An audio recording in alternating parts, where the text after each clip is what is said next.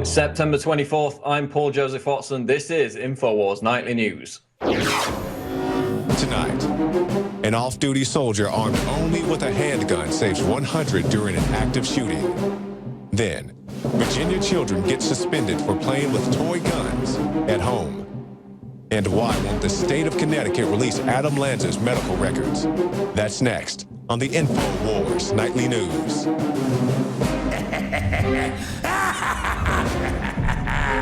All right, let's continue here. I'm actually really freaked out by what's going on.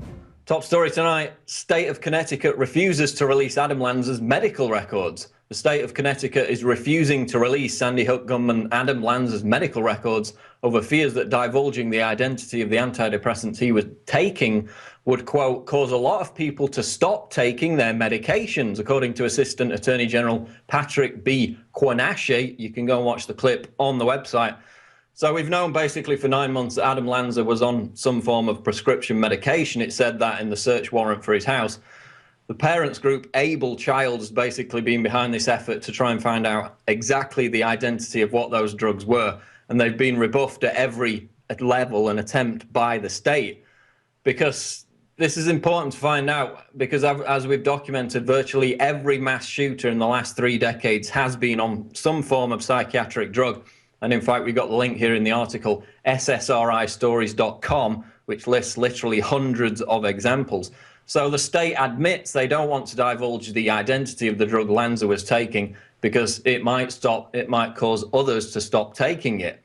And, you know, how is that a bad thing? It's a public safety issue, yet they're trying to block the release of this information at every turn. And of course, the media isn't interested in it because they get $2.4 billion of pharmaceutical company advertising every year, which is why they habitually choose to obsess about gun control and not psychiatric drugs in the case of mass shooters. Moving on, off-duty soldier armed with handgun saves 100 lives during mall siege. Here's a positive story about guns that you're not likely to see the US corporate media pay much attention to. An off-duty SAS soldier armed with just a handgun saved 100 lives during the terrorist siege on the Westgate shopping mall in Kenya. So he basically went in with a handgun, kept going in and out a dozen times, saved 100 hostages.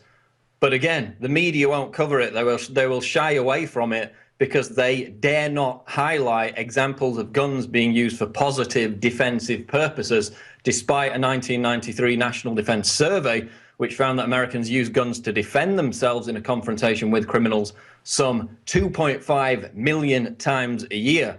And again, the media obsession with refusing to highlight this fact of guns being used defensively contributes to the erroneous perception that violent gun crime is increasing, when in fact, according to the Justice Department's own figures, gun homicides are down 49% since 1993. Staying on the issue of gun control, Kit Daniels reports photos, New York cop steals residents' pro-Second Amendment signs, and you can see these images up on screen now. After a Somers, New York resident discovered someone was coming onto his private property and repeatedly stealing his pro-Second Amendment signs, he thought up a brilliant plan to catch the perpetrator. So he basically set up a trail cam near the entrance to his driveway, caught the individual on camera who was stealing his pro-Second Amendment sign. Lo and behold, it turned out to be a Somers police officer. So now apparently American taxpayer dollars are being used to send out cops who swore an oath to uphold and defend the Constitution to steal signs that show support for the Constitution. Welcome to the new America. The homeowner is now accepting media requests, and he will likely pursue charges against the officer despite an unconstitutional ordinance that bans yard signs within 15 feet of the road. So we'll bring you more updates on that as and when they develop. Moving on, Steve Watson reports 7th graders suspended for 9 months for playing with a toy gun at home. Last week, in the wake of the Navy Yard shooting in D.C., we predicted that another wave of knee-jerk overreactions to anyone doing anything with any object remotely looking like a gun would occur. Sadly, we were right. The latest incident occurred in Virginia, where a 7th grader and his friend had been suspended from school for playing with a toy gun in the boy's own front yard outside of school hours. So you go watch the video. Basically, they're shooting a plastic pellet gun on their own front yard against a cartoon paper target, these two 13-year-old boys. some busybody calls the police, says that there's somebody shooting a gun. They come out, the principal suspends both kids for 9 months and recommends that they, quote, be expelled for a year for possession, handling, and use of a firearm. So this kid's whole education could be completely ruined over the fact that he was shooting a plastic pellet gun in his own front yard outside of school hours. And again, it's all part of the pussification of America. You've got psychologically damaged people in positions of power like this principal. Then you've got the moron public wannabes who seek out that petty power, like the one who called the cops over this kid who was playing with a toy gun. So the kids should be given an apology, put back in school. The principal should be fired for manifestly proving that he's incapable of exercising logic, which is a pretty big deal for somebody working in the education system. And the stupid woman who called the cops over a kid playing with a toy gun should be fined for wasting police time. But again, how many more ridiculous stories do we have to hear like this? We hear them almost every week before common sense makes an appearance.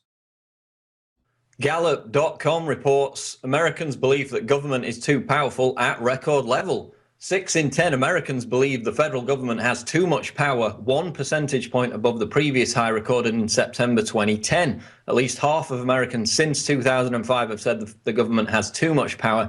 32% now say the government has the right amount of power. Few say it has too little power.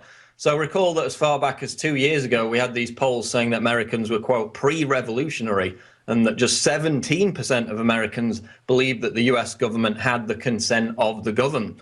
So if you're looking for an answer as to why the feds are treating American citizens as domestic extremists, then it's right here. Because the threat to the power monopoly of the federal government hasn't been this apparent, this brazen, for generations. Look at it from their perspective, and you'll understand why, for example, the Second Amendment rights are under attack. Because, and you know, why the Department of Homeland Security, why the NSA is continually monitoring our activity on the internet. They're not doing it to protect against terrorism. They run the terrorists across North Africa and the Middle East. We saw it in Libya. We're seeing it again in Syria. Eric Caroon just got freed from jail despite fighting alongside Al-Qaeda. He got freed on a $100 fine because he was doing it on behalf of the CIA. So Americans who fight for Al-Qaeda are getting released from jail with $100 fines, while Americans who fight for their constitutional rights are being treated as terrorists. So we've highlighted the Mike report, the DHS reports, you know, those reverent of individual liberty are listed as the main domestic terror threat by the feds. And these polls, like this latest Gallup poll, is a way for the establishment to measure just how substantial a threat to their corrupt system the American people really are by the amount of them that are dissatisfied with the government. So while a huge number of Americans are still transfixed by American Idol, an equally impressive number are beginning to stir, and those are the ones that the likes of the NSA and the DHS are keeping under close scrutiny. And if you're watching this on YouTube, please consider supporting us by subscribing at Prison Planet TV. We really appreciate all your support. Coming up, David Knight interviews Dr. John Hall on ELF weapons and harassment techniques in relation to the Navy Yard shooter. Stay tuned.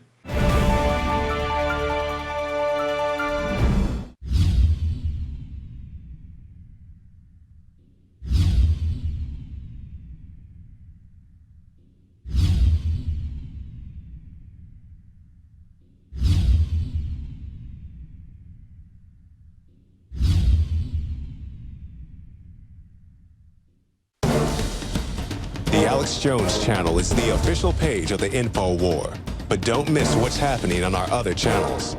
The Info Warrior, with the week's best videos. Prison Planet Live, where Paul Joseph Watson gives his expert analysis. And keep up with the rest of the InfoWars crew on our other pages.